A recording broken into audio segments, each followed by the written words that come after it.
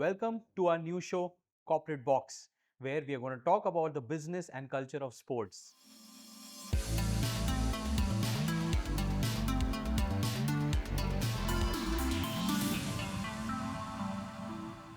With me, I have Dhruv Mullick again. Dhruv, welcome to our show. Well, firstly, it's nice to be here. If you remember the last time we sat in a corporate box, it was India Australia in Bangalore, the 2017 Yes, test what a match. test match. Yeah, that was our last conversation in a corporate box. So it's nice to now make a show out of it.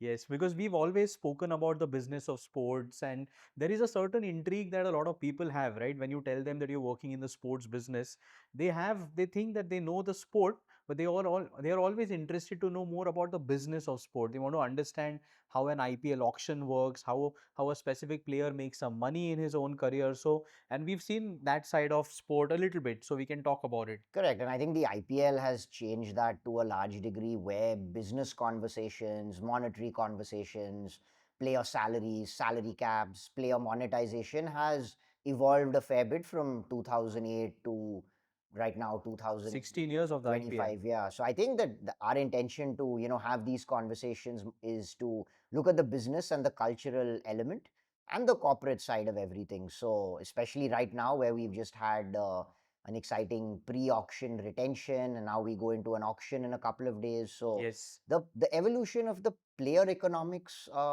is something that's been quite exciting. Right. Dhruv, you mentioned the player auction coming up. It's going to be a mega auction, right, this time. So we'll start with how auctions have evolved. You've worked at Royal Challengers Yes, Bengaluru yes, yes. when it was Royal Challengers Bangalore at that time. Now Yeah, it's Bengaluru. yeah. You worked at a franchisee. You worked very closely with a coach at that time, the Yes. management team at that time, Yeah. to figure how players are retained, how players are bought at an auction, how players are how you've negotiated with players, and we'll go there further. Yeah. So just your overview on how auctions have evolved over the years. Sure. Everybody's very interested in seeing that auction, and those 2 days are very exciting. Yeah. There's always a thrill about knowing who's gone for the highest base price or highest auction price. Yeah. So just give us an evolution of the auction. Yeah, no, it's very exciting because in 2008 it was a complete gray area to a lot of people. Lalit Modi made that presentation. I still remember on TV when he was talking about introducing this whole IPL franchise model into India. Yeah. See, T20 cricket had existed in India prior to the IPL. It's not like it didn't. We had a small Syed Mushtaq Yes. Ali tournament after the 2007 50 over World Cup. And then there used to be a local T20 tournament in Bangalore called the Bradman Cup, Right. where the late Dean Jones played in it. Right. And Javagal Srinath had come out of retirement. So T20 cricket did exist. And then we had the breakaway ICL, which was the first time we saw a broadcaster and a businessman try to run Yep. a T20 tournament outside the mainstream of the BCCI. Where the IPL was different, Akhil, is that, and this is something that a lot of people have missed this point, is what Lalit Modi did is he replicated American franchise sport because he was studying in college in the US and he understood how dynamics and how the economics behind a franchise league worked. I remember that presentation when he first made it, and he had these icon players. He had Dravid and he had all on a Tendulkar, podium. Ganguly, Yes, and yes, yes. Yuvraj Singh. Correct. He was speaking about the Arizona Diamondbacks, and I think he mentioned the Dallas Mavericks as well. So effectively, he was talking about closed leagues, which are closed door franchise systems. Uh, Teams pay a franchise fee to own an asset. You have central broadcasting rights, and you have a salary cap. So that's where the IPL was totally different. Right. So how have we evolved from the auction? So the first auction happened Yeah. in 2007, 2000, just before, yes, right after we won that T20 World Cup. Correct. Which And was then perfect timing. that was 2007, and now Yes. it's in 2024. Correct. So just to a simple question, how have the budgets evolved? Yeah. What was the initial budget? Correct. And we are at a budget of 120 crores Correct, per yeah, team yeah, now. yeah. So what was the initial budget, and how has it evolved? Do you remember that? Yeah, of course. So initially, when they started, they had icon players per team. Only right? 4 teams, right? They no, they had 8 teams in 2000. Yeah, but icon players were the only 4 icon or 5 players were teams. given to 4 of the Lakshman teams. was Hyderabad. Correct. Yes. Yuvraj Singh for Punjab. They had Tendulkar for you're right. Mumbai. They had Tendulkar, Ganguly, Dravid. Dravid, Yuvraj, and Sehwag. Right. So these icon players were assigned to teams, and then they had an open auction where Dhoni went for over $1 million as the first auction. And yeah, just to answer that question, they had a $5 million salary cap. At So that time, they were dealing yeah, in dollars, the correct. So IPL. if you look at the exchange rate of say 40, that would have been only 20 crores. Wow. Yeah. So if you look at it again from that point to now, the auction then moved into rupees later on because the dollar to the rupee changed Yeah. significantly. And yeah, as you rightly said, we're now at 120 crores. So in 16 seasons of the league, Yes. we have come from a budget of 20 crores for a franchisee Yeah, yeah. to 120 crores per franchisee. Of course, yeah. Salary cap was $5 million. So imagine you had $5 million to build a team.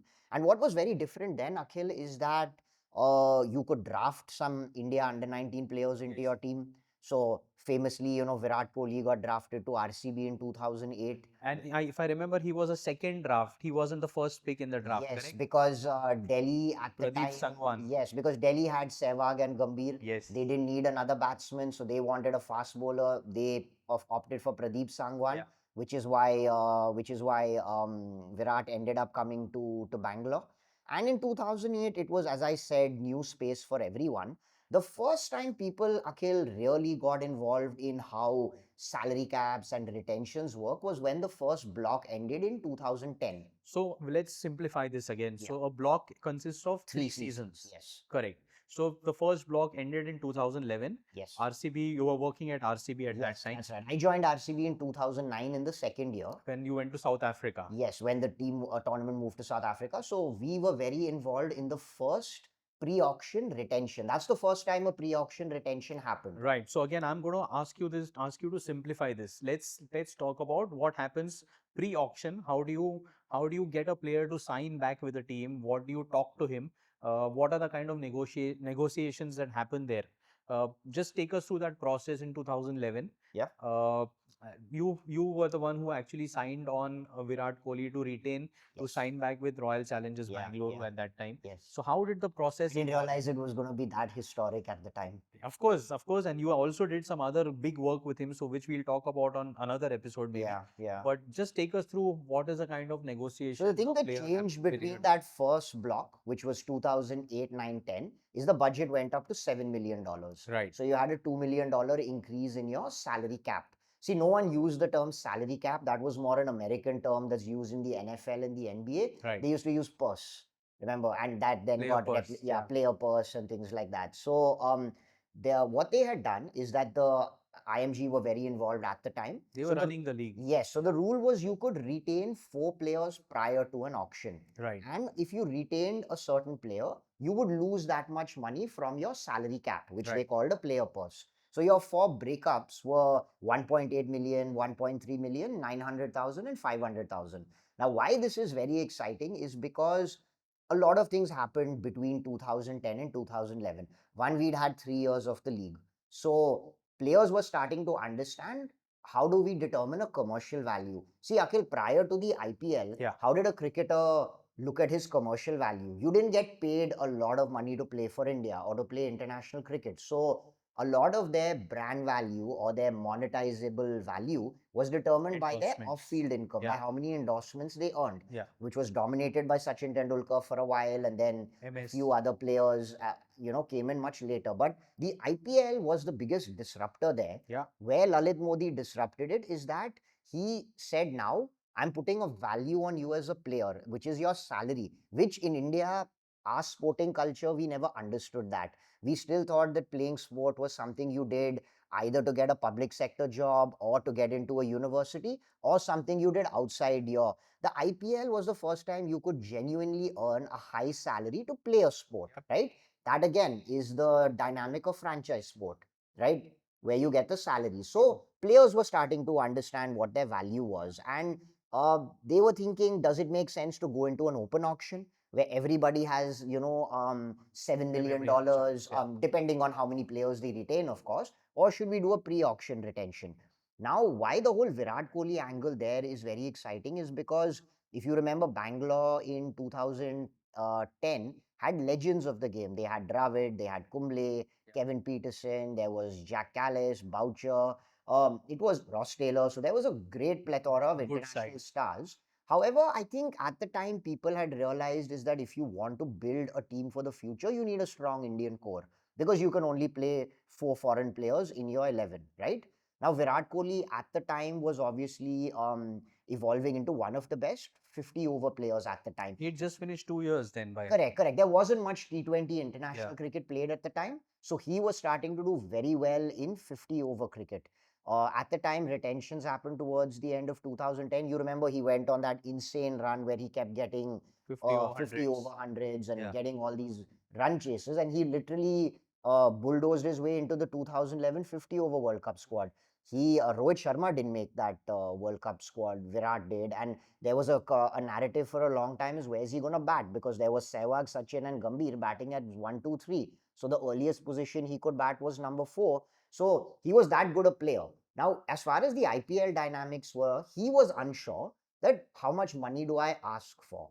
Now, players, Akhil, didn't understand how to negotiate contracts at the time because the directive was given by the franchise.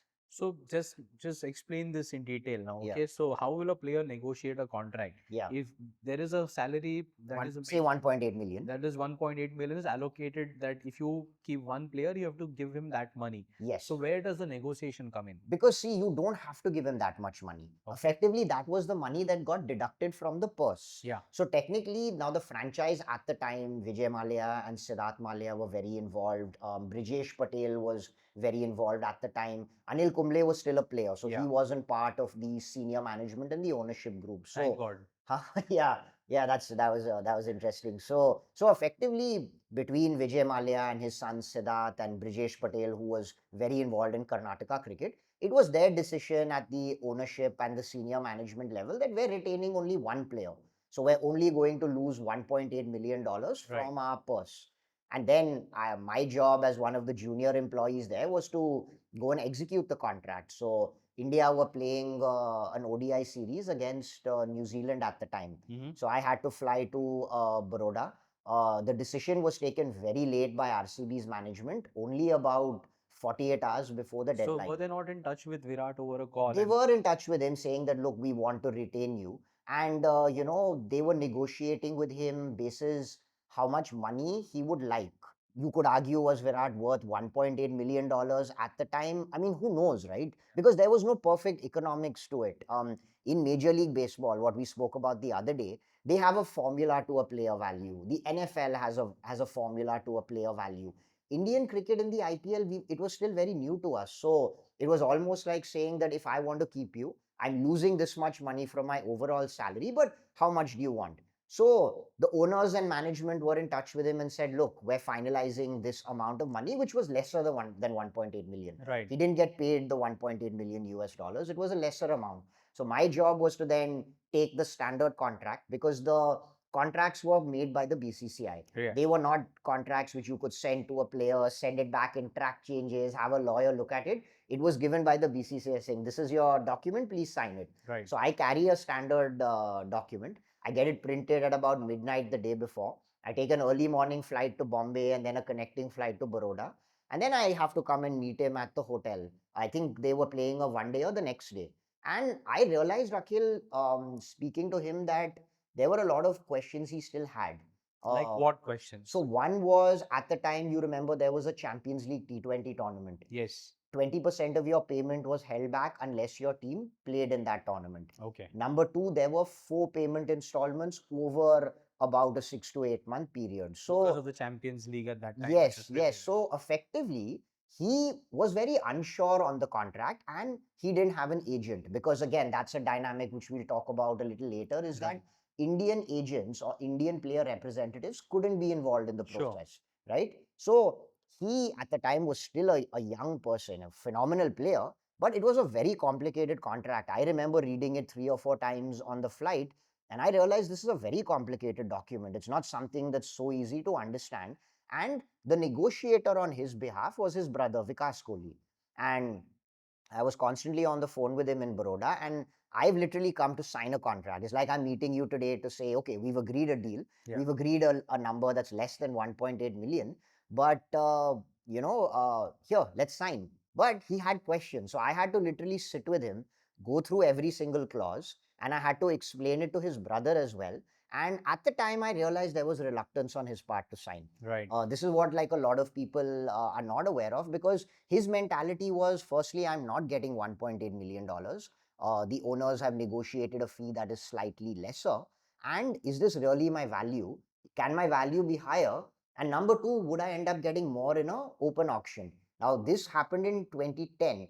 We didn't know what was going to happen in the January auction of 2011. Right. So it's you retained him at say 1.5 million in Yeah, I won't 2011. tell you what the exact number was, but Sure. it was less than 1.8 That's million around 5 crores. at that exchange rate. So Yeah. that's effectively the logic I use when I had to get him to sign, because my line manager who I reported to was a bit of a difficult character, and he had pretty much told me that if you don't come back with a signed contract, you're fired. Because he's saying that we don't have a deadline. So I had to get the contract signed, fly back to Bombay the same evening, and deposit it at the BCCI office in Bombay the next day, because that was the deadline, Akhil, where and the other teams had already finalized their retentions. Right. You know, So just to put it into perspective, in yeah, 2011, yeah. Virat Kohli was earning say 5 crores from his IPL contract where he was retained. And look what And happened in the auction. Players like Yusuf Pathan and Gambhir ended up going for $2 million plus. of course, but Yeah. that's the longevity that Virat Kohli has built with brand RCB, Yes. which is now he's almost reaping the benefits, and the 5 crores to franchisees 21 crore. 21 crores in a period of say 13 years. Exactly. Both the franchisee and the player are reaping the benefit. No, I'm glad you brought that up, because just as how we said the salary cap moved from $5 million in 2008 to 120 crores in 2025, Virat Kohli, and that's what I told him. I said that, your salary is going to be as high as Mr. Vijay Rekhi, who was Vijay Mallya's second in command in United Spirits, because I had to convince him to sign it. I had no Right. choice. And I did tell him, I said that, look, the team has prioritized retaining you over legends like Kumble and Dravid and Boucher and Callis, and it's a long-term business plan. And think about it, if he had gone into an open auction in 2011, anything could have happened. Absolutely. Like I said, because Gambhir went for over $2 million, Yusuf Pathan went for over $2 million, the young Rohit Sharma went to Mumbai Indians for close to, I think, 1.8 or $1.9 million. Right. Where Virat was very upset in that auction is that players ended up earning more money. As I just said, and RCB had a player called Saurav Tiwari who went for $1.6 million. Right. Although, look, we're talking at a 40 to 45 exchange rate, Sure, which is sure, different. sure. Pujara went for $700,000. Oh, So, I didn't remember this. yeah, he went, RCB bought him in that auction. So, effectively, he felt undervalued as a person. And then, but you're right. If he hadn't signed his retention, and if I hadn't managed to convince him to sign it and get the contract to the BCCI, who knows what would have happened over this next 15, 20-year period. An amazing partnership. Eventually, he says that openly that he would not want to play at any other franchisee except an RCB. Yeah. We have seen the commercial benefit the franchisee has got. We've seen the tremendous fan following that the franchisee has got. Yeah. And he is responsible for a large part of it. Yes. I'm not saying, I mean, if the franchisee stands alone, of course it does. But one player staying with a franchisee for such a long period of time, Yes. we've had probably only two examples Him and Dhoni, just about who've him. stayed there from the Yeah. first season. Yeah. And you've seen those two have been not necessarily, both of them are not the successful franchisees. Obviously, Chennai far more successful winning wise. Yeah. But Bangalore Bangalore's not been successful from a trophy point of view. but they're still one of the biggest followed teams in the entire league. No, and from the economics of it, Akhil, think about it. How many professional athletes Yeah. have had this percentage increase in their salary? So think about it, from a 5 crore to 21 crore. And look, although he may have felt undervalued in 2011, subsequent auctions, he always was the highest retention. Yeah. So when retention subsequently happened again in 2014, he negotiated a higher fee of 15 crore. Right? He then went to 17 crore in the next set from 18 to 21, and he then dropped his fee to 15 crore. But now, the last phase of his career, he's the highest paid Indian player of all time, because 21 crore is the highest salary ever paid to an Indian player in an auction or a retention. Yeah. That is a stat I actually wasn't aware of until I Well, looked it that up might yesterday. change at the auction. It could change at the auction, but as of today, retention-wise, he's been the highest as paid of today, Indian he's the cricketer. highest paid, and it's a phenomenal story. So, yeah, that just shows how the dynamic moved from retention to auction over the Right. years. So, Dhruv, one of the questions I always get asked when the auction happens and people read news about how much money, how much player is getting. So, to simplify, the money that the player gets, which is mentioned in the auction, say a 21 crores, Yeah. is it's a 3-year contract for the player, Yes. and the 21 crores is a annual fee that he Annual gets. salary. Yes. So eventually, if you want to simplify this, the 21 crores into 3 years, so Virat Kohli will get 63 crores Yes, for over a the next 3-year 3. contract with Bangalore. Yes. And his league is only 2 months a year, not the entire year. Right. So while you're playing only for 2 months a year, it's still your annual fee. Over the years, that's evolved, Akhil. Like I Sure. said, the payment breakup in 2011 was 4 breakups over Yeah. a 6 month period. Now I think they do a percentage before the tournament starts, one in the middle, one a month after. I could be wrong because these contracts keep changing, Yeah. but it's your annual salary. So whatever you get bought for in an auction or the money you're retained at, it's what you're paid per year, per season. Okay, another question that you get asked is what happens if you don't get picked to play a match in the IPL or in the league? Yeah. Do you still get the money that you get and that you are bought at the auction? Yeah. So yes, the player, You if do, he's a part of the squad, yeah, he yeah. turns out to play fit and energetic and he's happy to play, Unless but he's he's not get injured and he picked. misses the whole tournament, Yeah, so you could be on the bench. you could be And on the there have been bench. some very interesting cases. K. Gautam from Bangalore, He was one picked for season got Chennai, right? picked for CSK for 9 crores, and I think he played only 1 or 2 games, or he may have played less. So Yeah. as long as you're fit and available for selection, you get paid this entire amount of money. Right. Also, one very interesting point, and we have to talk more about it, is how teams operate when they do the retention, right? Yes, I yeah. mean, we spoke about how you did that at RCB in Yes. 2010, 2011. Yeah. But just to do a recap or this year's retentions that have happened, they've been very interesting retentions, right? I mean, Klassen at Hyderabad, 23 crores. he's gone at a price of 23 crores, which is staggering considering he's one of the best T20 players in the world. But 23 crores is a lot of money to be banking on one player. Uh, Similarly, I wanted to question you about. That again, they had slabs. So like we spoke earlier, they had this 1.8 million, Yes, 1.5 million back in that's why 2008. Hyderabad have gone The like slabs now were 18 crore, 18 crore, 14 crore, 14 crore, and 11 also crore. 18 crores is what you pay for the first player if you retain the first player. Provided you pay him 18. If you pay him more, then If you you pay lose him more more, money. like Hyderabad are paying Klassen. Yeah. 14 crores is what you pay the second player if you retain him. 11 crores is what you pay the third player, like if you retain a third player. But these prices are dynamic. So you are still allowed to pay a little over those 18 crores or little lesser than 18 crores as long as your overall cap is within the budget that Within the budget. BCCI have given. Absolutely. So that's how Hyderabad have paid 5 crores extra to a Klassen. Bangalore have paid a 3 crores over that 18 crores to a Virat Kohli Yes, so they will to keep lose him. this money when they go into the auction. They So will they'll lose that. this all comes out of their Correct. 120 But one team which have done KKR it differently is, yes, Kolkata Knight Riders. They let go or they couldn't agree on a fee with their with their captain, Yeah. who won them the title last year. But it's interesting that the long term guys who have been with them, Sunil Narayan, Russell. Andre Russell, They retain both of them for 12 crore. which is a very different number than what the. Yeah. And Russell took a pay cut because he was retained at 16 crore when they had the last retention. So that is strategically a very good decision by the Yes. team, right? Because Yes. then you are controlling the kind of money that you have spent and you have a little more money available at the auction. Of course. But you've still kept your key players with you. Yeah. And an interesting point here, Akhil, because you asked me the question on Klassen and what I mentioned about how with Indian players, there isn't a role for an intermediary or for an agent or for a consultant. Now, whether players are still doing this on the side, we never know. But the BCCI, as per their very strict policy, does not formally recognize or authorize Indian agents to negotiate contracts on behalf of Indian players. Which is a hugely different than how other Yes, and industries Dinesh operate. Karthik mentioned that foreign players over the years have been utilizing this because foreign agents, look, the foreign agent may not get paid a percentage of the IPL salary from the team, Right. but the player is still paying them.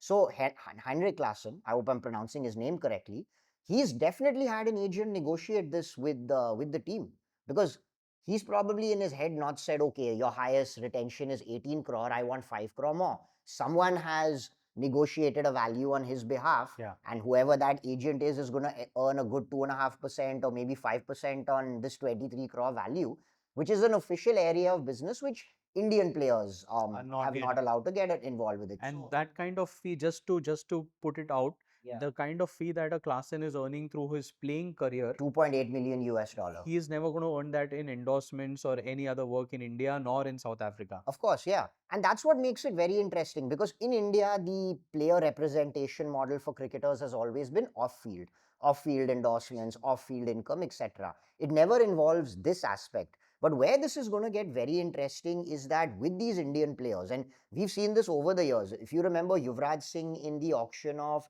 2014, ended up getting 14 crores. Yes. Then he went into an auction again and ended up getting 16 crores. Now, I know Yuvraj Singh at that time in his Huge career, player. but he was not earning that much money in his supplementary endorsement income. So, the challenge now, Akhil, on the business side of players, while we've looked at this evolution, because you have players in this list like Gaikwad and Jaiswal who have been retained at 18 crore. Yes. They're not going to be earning this much of supplementary endorsement income.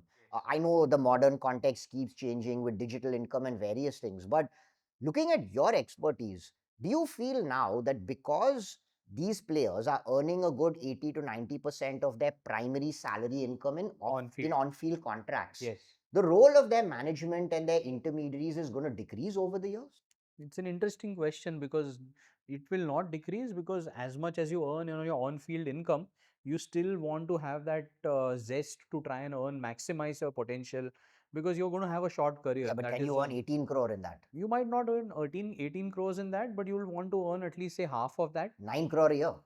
Some people are going to get that, Yes, especially if you're a batter in India Yeah. who's going to be playing the white ball format.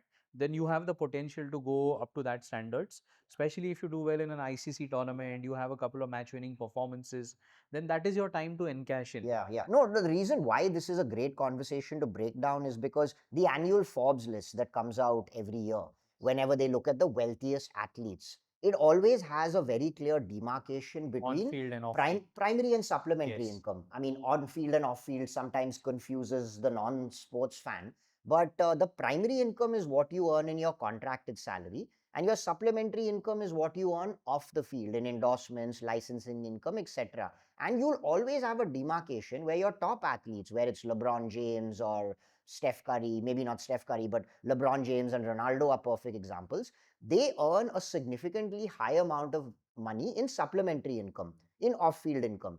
And a lot of the other athletes, 90 to 90% of their earning is their on field primary salary income.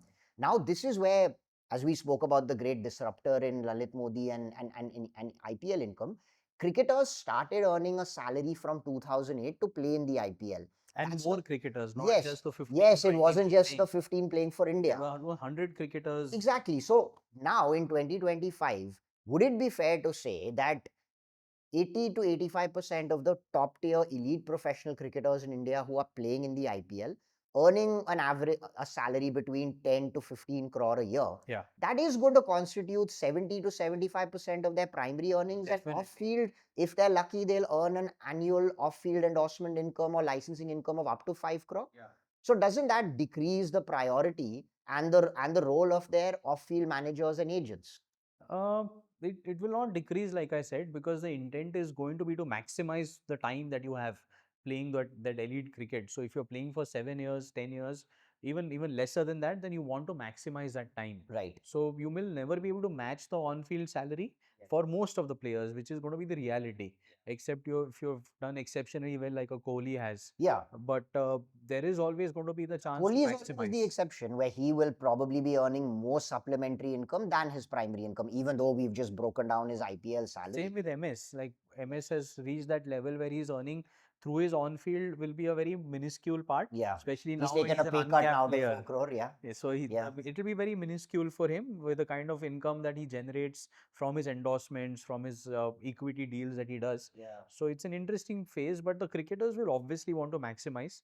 They are earning some decent money playing the Ranji Trophy domestic season. That's changed. I think that's been one of the good things about the IPL is that it's brought more money into the entire cricket Domestic ecosystem. system also. So domestic players get paid well. So I think that your primary salary to be an elite cricketer in India has exponentially risen, True. which is a great thing. So just, from an IPL point of view, Do you see this changing going forward where Indian player agents can start formally negotiating these retention contracts? Because if you look at all the Indian players in this retention, by and large, except Virat, who's got, as you said, 3 crores above the 18 crore, everyone has been within the limits, like the Jaiswals and Gaikwads, Sanju Samsons, who are at 18 crore. Whereas a team like KKR, who have been very interesting, where they've managed their salary cap well and Yeah. retained 2 players at 4 crores, retained Rinku Singh at 13 crore. Does an Indian player understand this negotiation well, and can he handle it on his own with the franchise? You mentioned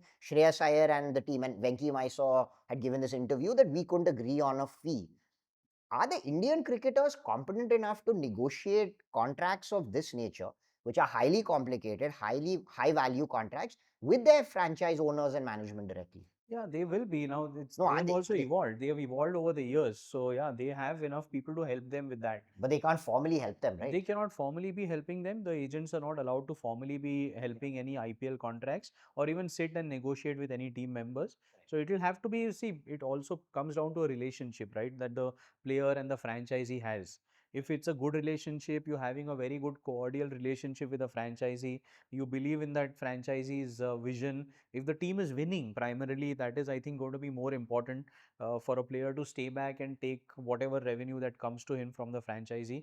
I think those will be the important points. So what has changed then, say this year, for players like Shreyas Iyer and Rishabh Pant and a KL Rahul is a different argument altogether because maybe the franchise didn't want him, but primarily from a Pant and a Shreyas Iyer, who are marquee Indian players, yes, they would have sat across the table with their teams and said, I want whatever, 22 crore, 23 crore. They couldn't agree on it. You're saying they're competent enough to handle that negotiation, one, and B, why would they then want to go into an auction just because they want to? This is a mega auction. The purse has increased by 20 crores from what it happened last time. Obviously, teams are going to be rebuilding. They are both not very old. They still have a lot of cricket left in them, especially white ball cricket for sure. So their opportunity to make money, to build a bigger team is obviously going to be there. I guess with Rishabh, maybe he wants more success, winning wise. But I think, see, to be fair, Akhil, I think this is something that's evolved a lot, is that players have every right to negotiate a higher contract. Absolutely. I think, see, what becomes difficult for people to understand is the IPL is a business. It's pure capitalism. It's private franchise owners who have invested billions of dollars. And they want an ROI. They want an ROI, and just as how these billionaires have invested for a return, players are also entrepreneurs and businessmen themselves. This is their job. So they have every right to negotiate a max contract, Do the as per best for them. what's available. And I think that this socialist mindset has to kind of die down now for good, especially in Indian cricket. I'm not talking about Indian sport in general, but Indian cricket in general now is a business. Yeah. The IPL is a business. And it's a flourishing business. It's not struggling. It's yeah, a flourishing it's business. pure play capitalism. So if they can negotiate a max contract, why not? Why not? Why not? I agree with that. I totally agree with that. Okay, Dhruv. So we've had a very interesting conversation. We've not spoken really about which team should go for which players and all. We've spoken about the business of how the auction actually happens. Very, very interesting episode. But we'll have to wrap this one for now here. We'll be back again. We are going to talk about more business of sports, a lot of topics, a lot of interesting topics. We'll be back soon. If there are any topics that you would want to know more about in the sports business, write to us and we'll be happy to jam about them and like come back again. Thank you so much.